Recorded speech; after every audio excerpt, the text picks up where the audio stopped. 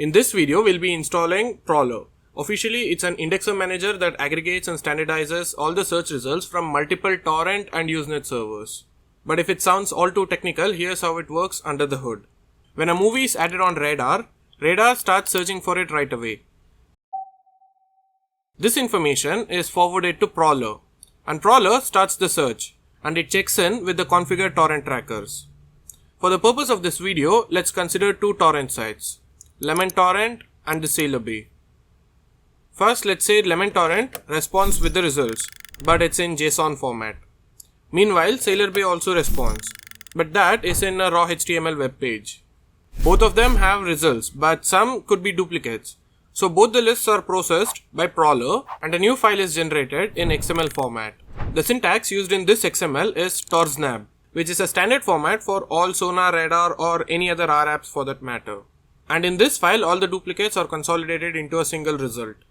So when Radarr receives this file, all the available options are laid out, and Radarr picks the best release and forwards it to qBittorrent. Now if you're like me, you'd be thinking why not just set the indexes directly on Sonarr or Radarr. But I'll give you 3 reasons why you should let Prowlarr handle it instead. Reason number 1, it's universal. Meaning Prowlarr connects to all R apps on your server so that you can just connect your indexers to Prowlarr. So if one indexer fails or changes, you can just update it on Prowlarr instead of updating on all the other apps. So it's pretty convenient. And the second reason is it can bypass CAPTCHAs.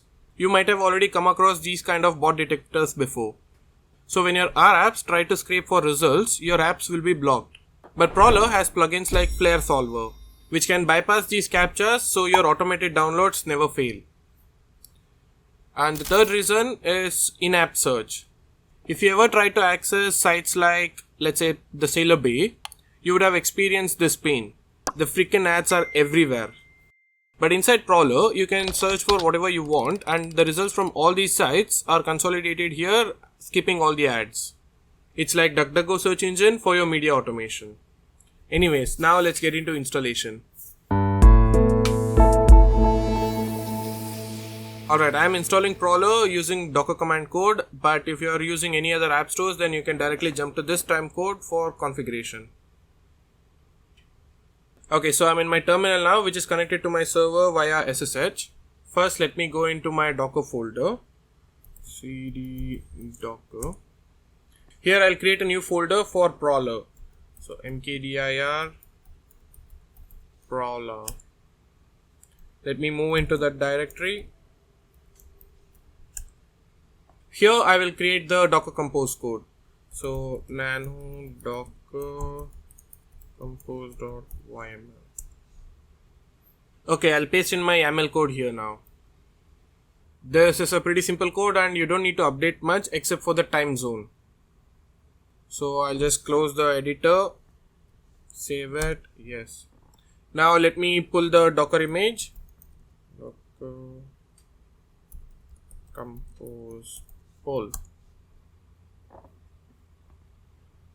It's a pretty small file, so I'll give it a few seconds to download. Okay, so the image has been pulled. Now let me start the container. Docker compose up detach. Okay, so the container has been started successfully. Now let me pull up my browser and start to configure Prowlarr with all the other R apps. I'm in my browser now and I'll open up the Prowlarr service. It's on my local IP address and it's hosted on port 9696. Enter. Okay, good. So the service started without any issues. First, let's set the authentication method to forms and I'll set the username as my name. And I'll set a pretty simple password for now. Let's click on save. Okay, so this is Prowlarr's homepage. Before we do anything, let's go ahead and connect it to Sonarr and Radarr and then start adding indexes. First, let's go to settings, click on apps and add an app. Here, let's click on Radarr first. Update the Prowlarr server ID. 192.168.1. And do the same thing for Radarr server's IP address. Now we need to get the API key from Radarr. So let me open up a new tab and go to Radarr. Let me sign in. Okay, so go to settings, general, scroll down and copy the API key here. Then go back to Prowlarr and paste the API key. Now click on test. If you don't have any errors, you'll get a green check mark. After that, click on save. Next, let's do for Sonarr. Let's update the IP address same as before. 92.168. Let me copy this and paste it here as well. Now for the API key, let's go to Sonarr and copy the API key. New tab.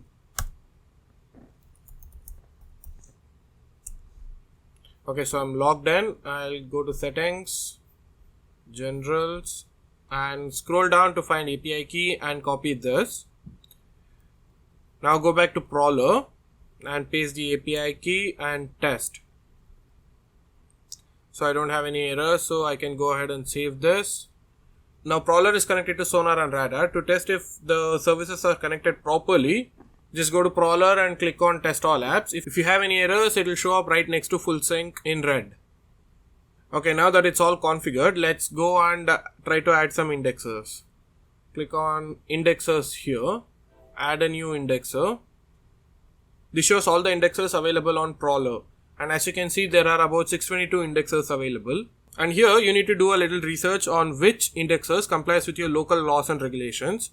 And you can choose it and add it as one of your indexers.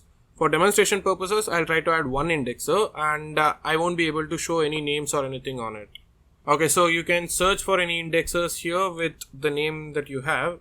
I'll just try to search for Sailor Bay. Or you can select the protocol that you require. It can be a torrent or NZB. And you can choose the language. I'll choose English US. And privacy, you can, if you have any private trackers, you can select here, but I'll be using public. And you can choose whatever category that you wish to add. For now, let me look for the one that I was planning to show. I click on it. Most of the indexes don't require you to add any username or password. You just need to select the base URL in the drop down menu and click on test. As you can see, the test passed, so I can just save this.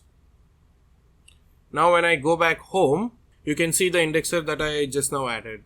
And for obvious reasons, the names have been changed here. Okay, so this completes the media automation server. And I'll also be making videos about Flare server and Bazaar in the coming videos. But with this setup, you should now be able to run an independent media machine. So if this video helped you, drop a like because it motivates me to make better videos like this. And if you like the visual explainer videos that I make on my channel, consider subscribing because I publish video every single week. And bye for now.